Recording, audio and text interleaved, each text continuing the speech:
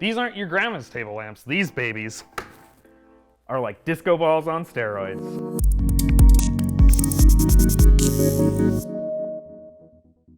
In this video, we're going to explore an essential element of the entertainment industry that sets the tone for any event or performance: automated fixtures.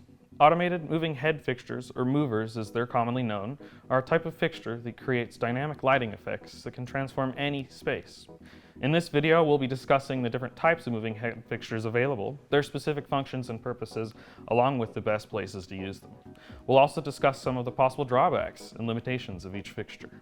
Wash lights, as the name suggests, are used for illuminating larger areas. At its core, it is a type of moving head fixture that uses multiple LEDs or a lamp and lens combo to create a broad wash of light. Most allow for a wide range of color and intensity variations, from soft pastels to super bright saturated colors. One of the key features of wash movers is their ability to produce smooth color gradients and transitions across your subjects or stage. Wash lights are perfect for creating ambience and can be used in a wide variety of settings, such as club venues, outdoor events, weddings, and even architectural lighting. However, one drawback is that they may not create enough contrast for certain applications, such as lighting specific objects or performers on stage. Beam movers are sometimes called Sharpies or pointies due to the popular fixtures in the market today. If it sounds like it can cut you, it's 'cause they can. No, it's a beam fixture. They produce a highly focused and intense beam of light used to create stunning looks, especially large aerial effects. Beam lights are often used in large-scale events, concerts, theatrical productions, and other events where a powerful and dynamic light source is required. The downside is that you really do need to be careful about your placement. Because it is a focused and super intense beam of light, you can actually light stuff on fire. While that may be cool as hell, it's not fun to light someone's guitar cabinet on fire. You're a lighting tech, not a pyrotech in this case. Profile and spot movers allow for precise and dynamic control of light beams that can be shaped by motorized adjustable shutters, gobos, and various other features in there. These fixtures are ideal for creating precise patterns and highlighting performers, objects on stage, or various other scenarios where you may want to highlight something or add texture to it.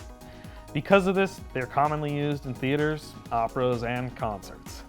While spots and profiles usually have the same features, spots specifically typically don't have those shuttering features. This does limit your use cases for spots, but it can save you some money when you're buying a fleet. One limitation of both, though, is that they generally have a narrower beam angle compared to the other fixtures, so you may need multiple to cover a large space. Hybrid movers combine the functions of the previously mentioned: a wash, a profile, and a beam.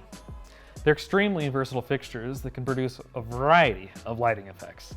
They're perfect for events where multiple lighting effects are needed, most often used in concerts and club venues. However, one drawback of hybrid fixtures is that while they can do everything, they often don't stack up against the features of their standalone counterparts.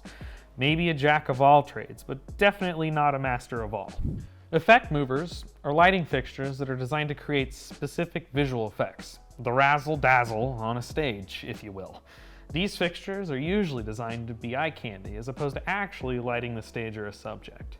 They're typically meant to be seen and add to a set design. Effect movers are commonly used in concerts, clubs, DJ sets, and generally where people dance. So let's go over some use cases. For theater productions, profile lights are best suited for highlighting performers or anything else on stage, while wash lights can be used to create ambience and evenly light your set. In club venues and dance parties, wash lights are perfect for setting the mood, especially if you utilize that pixel mapping. Adding hybrid lights can be used to create a variety of lighting effects that match the music being played too. Here you can see the benefits of hybrid fixtures because you can create a very wide variety of looks using only one fixture. This means you don't need to use as many if you're in a small space. Concerts can also have a really wide variety of different movers. Really any selection and multiple types at the same time. You can certainly try and only use hybrids, but again, remember, they aren't always as good as their counterparts. Leave a comment below of the last concert you went to with what type of fixture you thought you saw. Some things I found when using moving fixtures is that it's important to consider the placement and direction of each fixture. Movers rarely have the same features and capabilities, so you really want to make sure you're paying attention to what your fixtures can do. I cannot understate how important it is to experiment with different colors, gobos, prisms, intensity levels, and even your frames to achieve a desired lighting effect.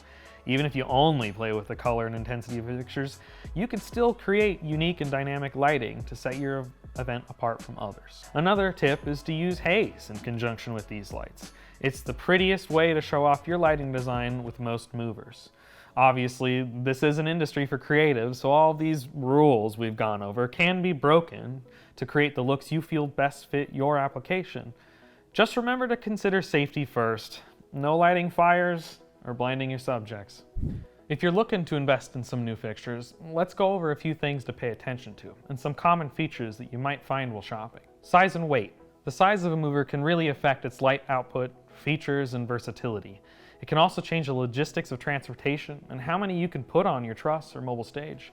Weight is often a huge limitation we run into, especially in the live industry. Color changing. Many moving lights have color mixing capabilities. They can change colors through color wheels, LED sources, flags, and filters. You'll want to pick the one that gives you the best color output range and accuracy for your application. An important thing to think about is that fixtures with only color wheels or flags can't seamlessly fade into another color. So if you need smooth color transitions, you'll want to make sure you get a fixture that has color mixing capabilities. Fixed or rotating gobo wheels. Gobos are a type of stencil placed in front of the light source to create a pattern or shape. Moving lights may include a gobo wheel or two, which allows you to change the gobos during the event to create new patterns or shapes. If you don't like what comes stock in those fixtures, you can typically swap them out. Just be sure to check your manual. Zoom. Some have zoom capabilities, which allows you to change the size of the pool of light based on the size and distance of the area you're illuminating. I personally often use a Leica lens calculator to get an idea of my beam spread. Strobe. Some come with a strobe option, which is really just an intense burst of light that creates a flashing effect. 3 common ways this is achieved is with a shutter, an iris, or just the built-in dimmer. Each one has its own look, so make sure you experiment with that. Frost filter. A frost filter on a moving light can create a diffusion effect, softening the edges of the beam and creating a broader wash of light. Iris. An iris is a moving circle-shaped shutter in the fixture that can adjust the size of the beam of light, similar to what you would find in a camera. Keep in mind though, just like a camera, when you close an iris down, you do get less total light. Animation wheel. The animation wheel is a rotating disc that contains a pre-designed pattern designed to loop. The light beam passes through this disc and the pattern is projected onto a surface. You'll often see these used in water, ice, fire, and lava effects. It's like using a gobo breakup, but it moves in loops. Pixel mapping.